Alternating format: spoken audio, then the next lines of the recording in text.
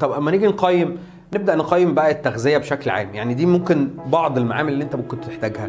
السي بي سي، السي بي سي ده بيشوف لو والحديد اللي دول عشان لو عنده انيميا، لو عنده مشاكل في الحديد، ده ممكن ياثر برضو على ايه؟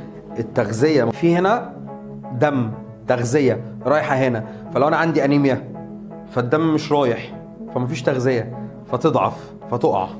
تمام؟ طيب فبالتالي من التحاليل اللي انا ممكن اطلبها الانيميا والسي بي سي. طب ايه تاني؟ تغذيه الثيرويد، وظيفه الغده الدرقيه. الغده الدرقيه برضو من الحاجات اللي بتنشط النمو وبتنشط الحرق بشكل عام، صح؟ فبالتالي لو في مشكله في الغده الدرقيه ممكن تاثر على نمو الشعر. طب ايه تاني؟ الفيتامين دي برضو من الحاجات اللي ممكن تاثر على نمو الشعر. التستوستيرون اللي احنا قلناه لو ده زياده هيبقى في الدي اتش تي ده ايه؟ داهيه ده، او الدي اتش تي ده ايه؟ زياده، فبالتالي هيحصل ايه؟ هيحصل تساقط في الشعر. تمام؟ ممكن برضو ناخد بايوبسي، عينه يعني جزء من الشعر ونعمل له تحليل، هيبين ان الشعرايه رفيعه، هيبين الشعرايه مكسره مقصفه،